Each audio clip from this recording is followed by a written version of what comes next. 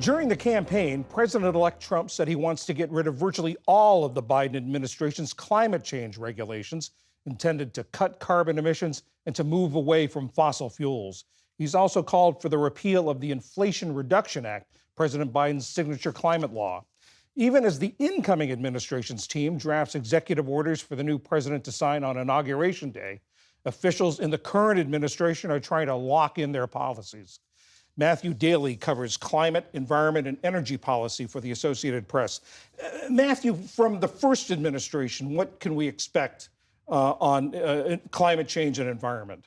Well, I think there's a lot to expect. Basically, everything that President Biden has tried to do, President Trump is going to try to undo. And you mentioned the Inflation Reduction Act, which is a terribly named law, but it's a very wide-reaching law that basically tries to spend hundreds of billions of dollars to promote clean energy, and has a lot of tax credits in there. And so I think the new president, wants to repeal them. I think he may have some trouble, though, because not only is it in law right now, but a lot of the projects that are being developed for clean energy are in Republican-held districts. And even if he has both chambers, the House and the Senate, you're going to have members wanting to protect their homes. Right. Interestingly, a group of Republicans wrote the House Speaker, Mike Johnson, a letter saying, hey, leave this alone. We need these projects. There's a big solar plant in Georgia. There's battery plants in Kentucky. There's all over the country. There's a lot of clean manufacturing jobs. And I think that kind of, for jobs, is something that everybody wants to support. Early on in the campaign, especially when he was campaigning in Michigan, Mr. Trump would criticize the move toward electric vehicles away from internal combustion. But now he's got Elon Musk on his side, right, the owner of Tesla. Is that going to change things, do you think?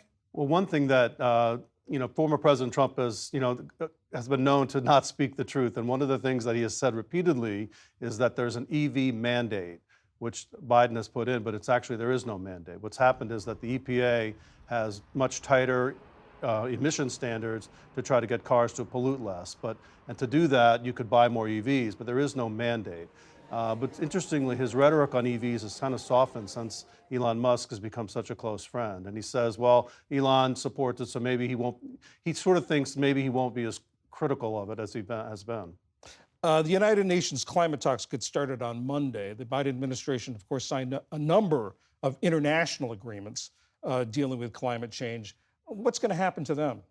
Well, I think, the Paris Agreement, which was in 2015, in the first term, President Trump removed the United States from the Paris Climate Agreement, which is a global agreement across, all of the industrialized nations. And one of the first things that Biden did when he came in 4 years ago was to put us back in that agreement. Now we're going to, there's a lot of U-turns. I think that's what the global leaders have been complaining about. Like, when one administration comes in, they do one thing, the next one comes in and reverses it, and then you get another reversal. There's a lot of seesawing back and forth, and global climate agreements are one of the prime examples of that. We're going to be removing ourselves from the Paris Agreement, no question about it. A lot of what President-elect Trump wants to undo from the Biden administration are regulations, rules and regulations. How easy is it to unravel those? Well, I think we found out the first time around that it's not that easy. And in fact, there was some fear among environmentalists that maybe he learned from his first term, because there's a lot of regulations that he tried to undo that the environmental groups challenged in court, and then they won and Trump lost. And they think now that maybe with 4 years of experience, he may be more adept at doing that. But the truth is, for better or worse, these regulations are hard to unwind. And Biden found that in his case, when he was trying to undo some of the things that Trump did. There's just an administrative, you've got public hearing, you've got public notice, you've got time. Everything takes a while. Sort of in the government, there's just nothing moves quickly. And what's the Biden administration doing to try to lock in what they've done? Well, one thing that they're doing is parceling out these grants under the Inflation Reduction Act. They've been doing, and also the bipartisan infrastructure law, which was approved in 2021. They're just every day, every week, every hour, it seems like they're pumping out press releases and grants, to the point where we really can't cover them all because there's so many of them. And then just the other day, President Biden was in Baltimore talking about another program called Clean Ports. And he's trying to give tons of money to ports around the country. And I think they will be able to do some of this, but there's only so much that they can do in the next, 2 months to get it out the door. So how much can the incoming Trump administration really undo and get rid of things that the Biden administration has done? Well, a lot of administrative things they can undo. And I think one of the things that's going to be a big challenge in the climate world is that the Environmental Protection Agency is probably going to lose a lot of staff. That's what happened under the first term. People just don't believe, if they think the president doesn't believe in the mission of the agency, then they quit. And so you get a big brain drain, and then they just are not replaced. And also, if you do not fund programs to their full capacity, even if you don't undo them formally, you just don't give them enough money, they kind of die on the vine. So there's ways that you can do it sort of underneath the surface.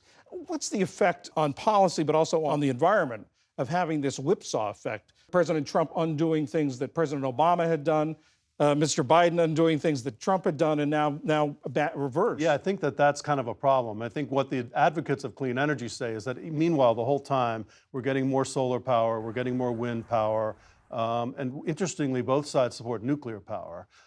So there's sort of the industry and the kind of chugs along, but on the margins, things change a lot and just the emphasis changes. And then beyond that, the scientists are saying we only have so much time to reduce our carbon emissions because climate change is real. Anybody who's seen, the fires, the floods, you name it, the wrath of the Mother Nature has been coming at the world. And I think you can't really ignore that.